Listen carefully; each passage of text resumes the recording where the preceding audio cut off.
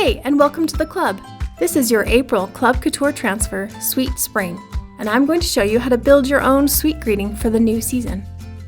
Your Club Couture shipment this month comes with a bee-sized Sweet Spring transfer and 3 pastes in Green Envy, Honeydew, and Peony. I've got my surface here, the classic Couture Gallery Aiden framed board in the 9x12 size. I've got some small dishes here to use as a palette for my paste colors, and I also have a 3-ounce jar of bright white paste, which you might remember came in the startup kit you may have opted for when you subscribed, and it's a nice addition for this piece. I've also got a couple of squeegees here, scissors, a permanent marker, and my fuzzing cloth ready to go, along with a water bath here for convenient cleanup. I'll start by cutting the transfer elements apart. Now, a cut-apart transfer like this has so many possibilities, and for some it may seem hard to know where to start, so that's what I hope to help you through today. I bet you'll find once you've gotten to know the pieces here, you'll be ready to use these elements in all kinds of creations.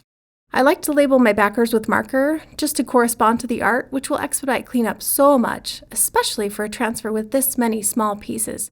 And when there are several like this, I like to just use a number, which I'll actually write on the transfer itself and then mark the backer accordingly. I like to get a feel for the placement by just laying the pieces out in advance. So I know I want Sweet Spring in the center, and then I really like these vines at the top, and I think I'll actually do them at the top and the bottom, and then build the florals over them. So now I'm just kind of eyeballing what I think might look nice as I go through the pieces here. I like a little symmetry so it feels intentional, but not too rigidly so. I've managed to use, I think, all of the pieces except for maybe 1 or 2, but only for this project for simplicity's sake. I know I'll find plenty of uses for all of these. Now that I have a rough idea in mind, I'll clear it all off and get started with the center element. I'm removing the backer, pulling straight from the side rather than diagonally from the corner, and just get that fuzzed a bit. When a transfer is new like this, it's good to gentle the adhesive just a bit so it's easier to remove from your surface. I think I've got it in the center here, but I often use my hands as a measure, and I'll just smooth it out to make sure there are no air bubbles. Now I'll prep the paste. I'm starting with bright white, which I stirred up earlier, so it's ready to go. I'm just loading up my small squeegee here with a good bit of paste and smoothing it over the transfer screen. Once it's covered, I'll scrape it off and offload that extra paste into the jar. And then remove the transfer. You'll see I'm pulling it straight off from the side again, and it's pretty sticky, so I'll just try to tug carefully as I go so it doesn't stretch out, and then I'll get this into the water bath. Let's move on to the greenery, which will sort of be the anchor to build the florals over. I'll get this fuzzed off and positioned just right of center at the top of the board, and then I'll match its counterpart to it on the left, just leaving a gap between them that I can fill with flowers. Now I'll prep my Green Envy paste by kneading the paste packet first, just to make sure it's mixed up. I'll snip off the corner and then squeeze a bit into the dish. I'm using a clean squeegee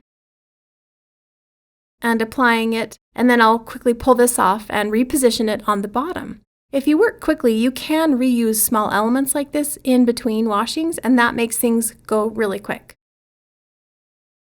I'll just grab that same squeegee and chalk these green as well. And now I'm done, so I'll wash that off. Here's the trick to speed things along as well. A hairdryer set on low is a great help when you have a project with lots of layering. It will definitely speed things along. Just make sure you don't get it too warm, and then be sure to let the surface return to room temperature before proceeding. If you layer while the board is still hot, you'll likely pull up the first layer, and that can be super frustrating.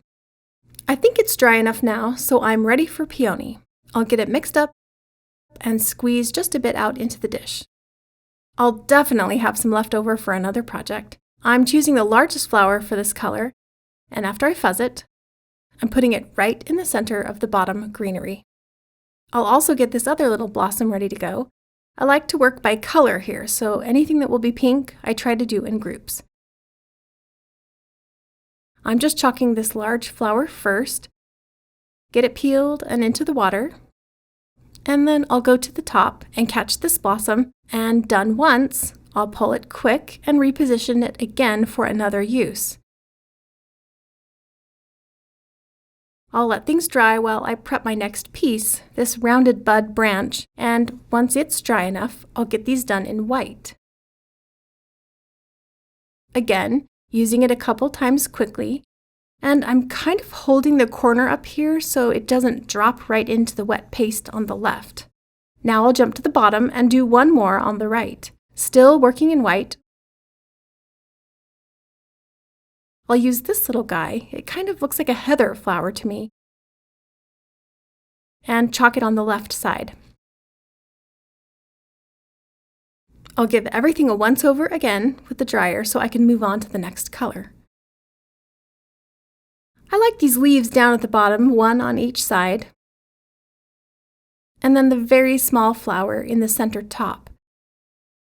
I'll prep my honeydew paste the same as the others, and just get a small dab out. For this, I'm grabbing my multi-tool, so handy when layer pieces are little. I'll just get a touch of this on and chalk the top flower. I'm going to do a couple here, but you definitely need to wait for the first one to dry enough so that working closely won't smudge it. And I'm going to be brave and try for a third flower up here, again kind of propping the corner up to avoid that wet paste on the other flowers, which I really could not do without this awesome detail end. One last honeydew flower to the right of the bottom bunch, and there it is, all done. You will love this project as a pretty nod to the spring season that lies ahead, but also as a super versatile transfer you'll reach for again and again as you accent other creations with these sweet florals.